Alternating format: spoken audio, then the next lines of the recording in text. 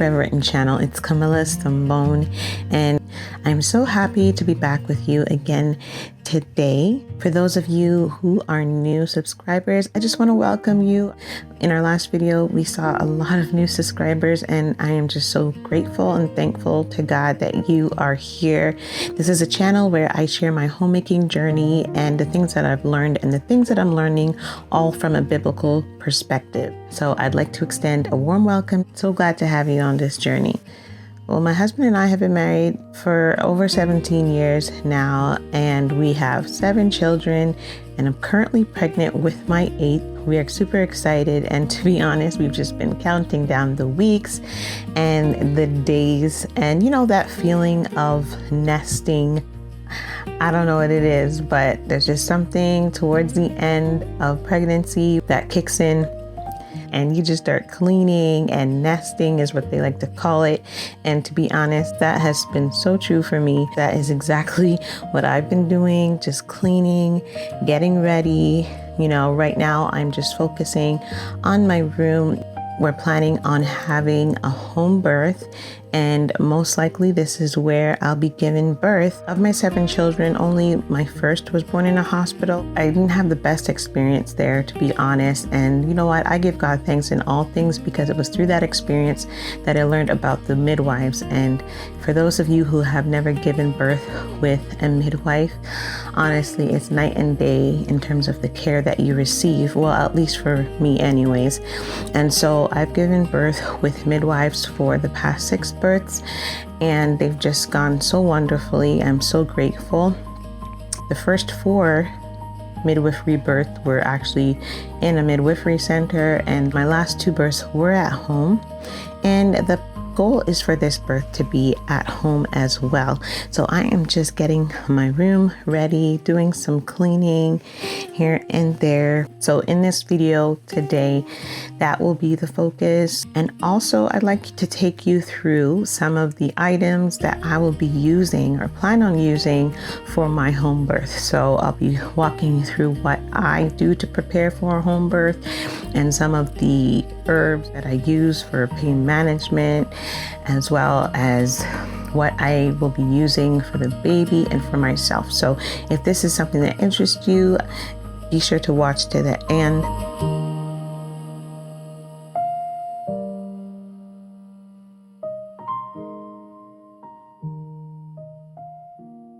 And I know you heard me say that this is my 8th child, and for some of you, you might be thinking, wow, 8 children, you must be crazy. Honestly, we're not crazy. My husband and I just believe what the Bible says about children. We've learned to align our views with how God views this topic, to be honest. Psalms 127 verse 3 says, "Lo, children are an heritage of the Lord, and the fruit of the womb is his reward.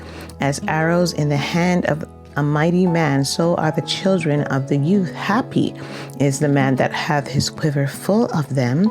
They shall not be ashamed, but they shall speak with their enemies in the gates."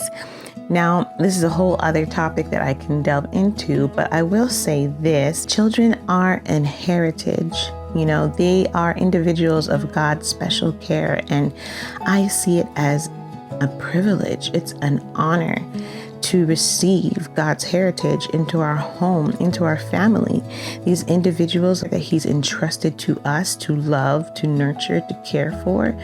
What an honor. And what disappoints me at times, instead of receiving this season as a time in our lives with joy and gratefulness and gratitude, you know, some, not all, but some, even Christian women, will begin to cry, will not be happy. Some people even decide, you know what, no, I'm not having children. They choose to reject this season that God wants to give them.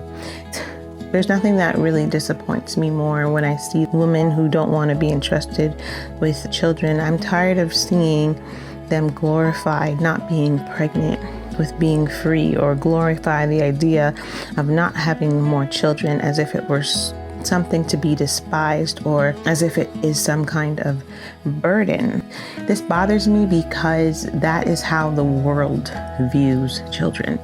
This is what the world will emphasize. This is the message that the world will convey. All right. So when I see my Christian sisters starting to adapt this mindset, it troubles me because their comments and their negativity towards motherhood, it influences other women around them, especially younger women, and they could start to view having children and, multiple children as a burden as well. So we have to be careful about our attitudes and just ensure that the attitude that we have towards children, even multiple children, reflects the same mindset of our Father.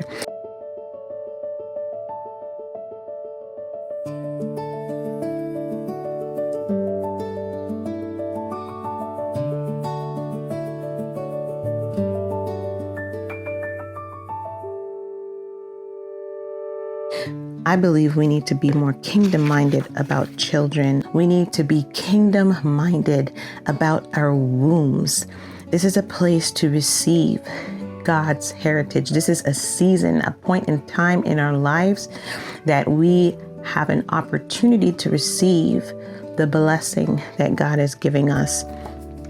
And I'm not here to dictate to you how many children you should have, but would it be so bad to say, God, I want your will done in this area of my life and not my own?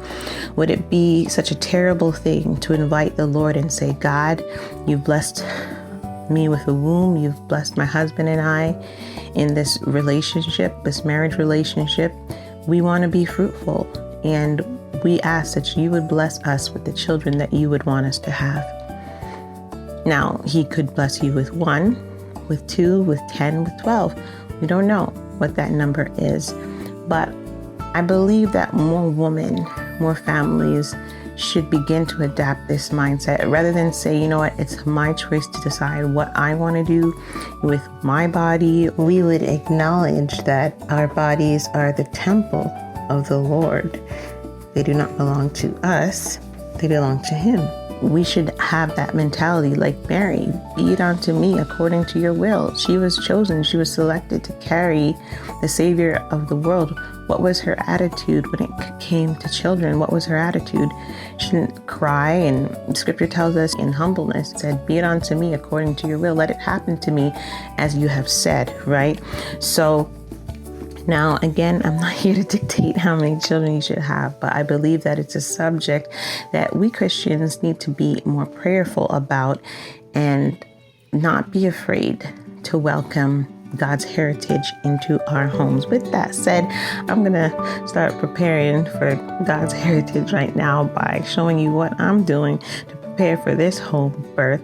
If you are planning for a home birth, perhaps you will be inspired by this video, or maybe if you've never thought about it, maybe it's something that you will begin to inquire about, maybe talk to your health provider about.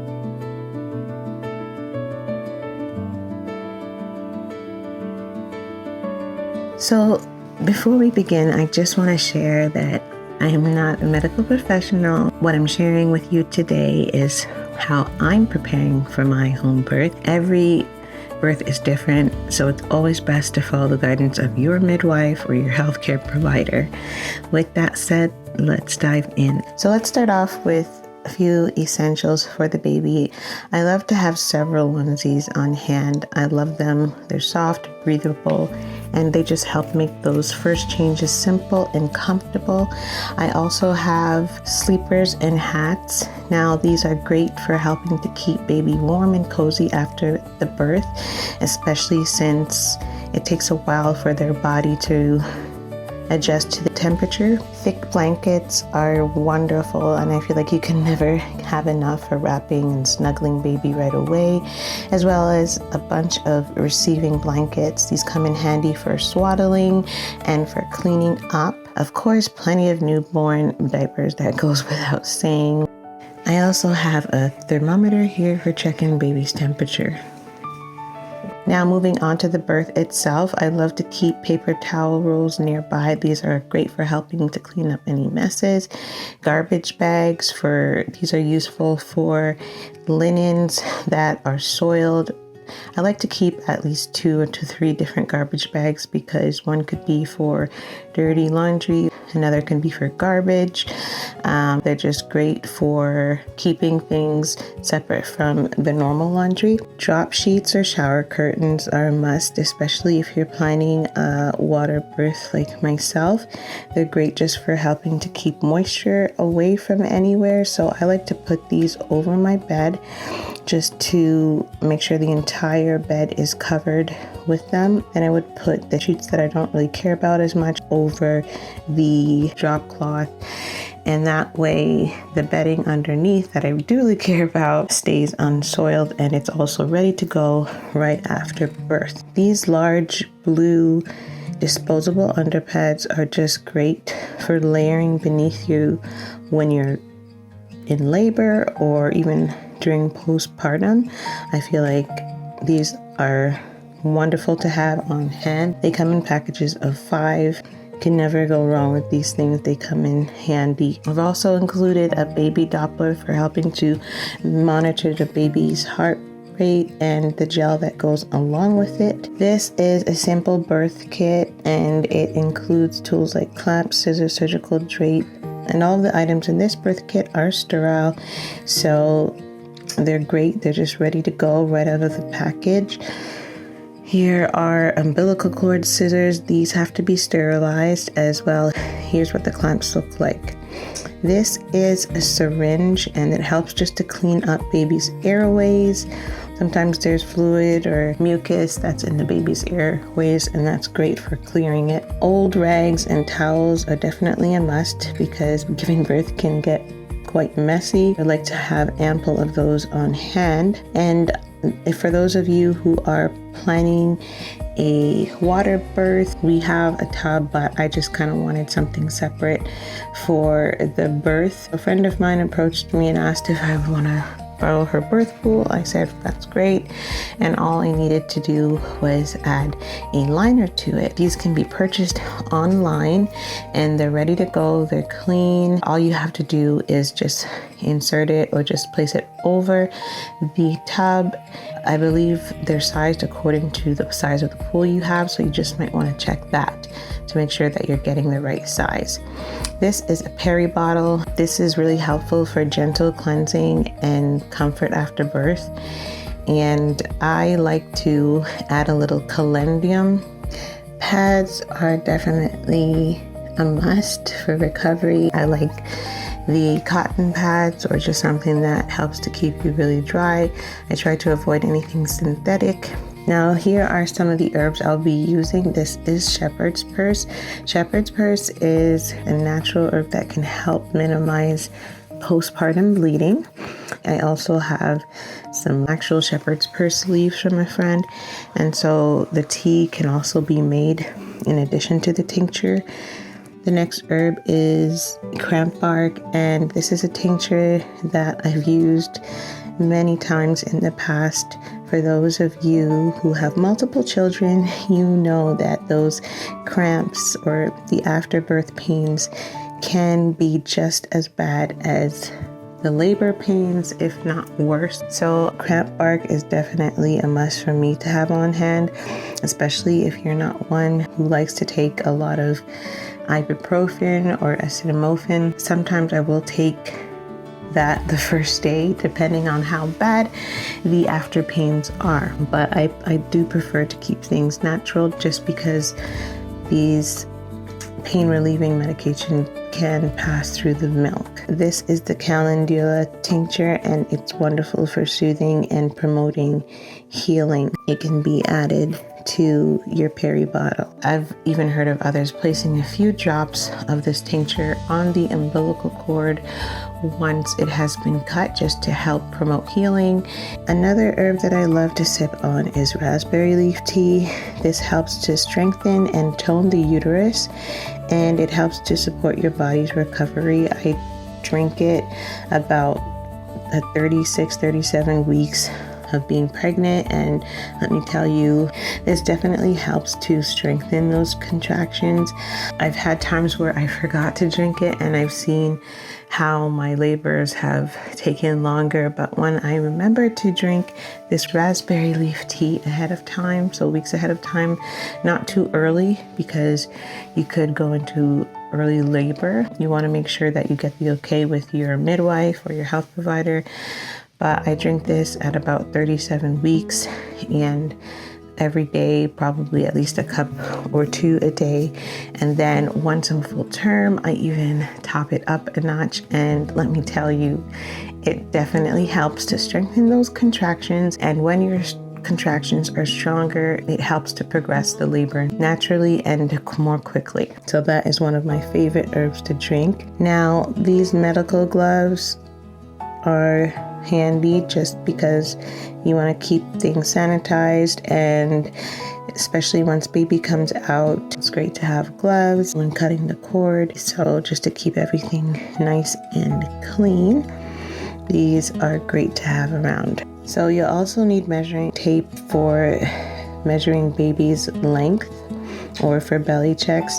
Also, here is this cookie tray, and it's not for cookies, but this is just for the placenta. Most midwives will ask you to have some kind of tray.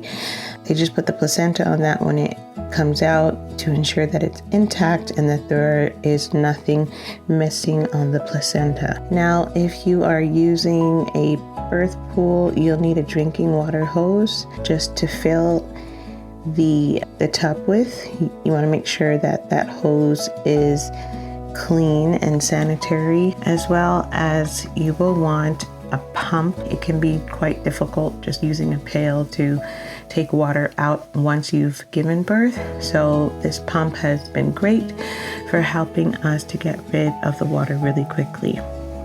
Another thing that I will recommend is this book called Home Birth on Your Own Terms by Heather Baker. And this was just a great read for those of you who are considering home birth for the first time. If you know nothing about home birth, this would be a great place to start. When it comes to storing all of these items, I like to keep everything in one place so that the midwife will be able to access everything really quickly. So I just brought up this shelf temporarily and use it to store all of the home birth items that I would need. I like to make sure that everything can be found really quickly and easily. Sometimes when giving birth, things go really fast, so you just need to be able to see things and know where they are, and it's just helpful to have everything on a shelf like this where it can be easily accessed.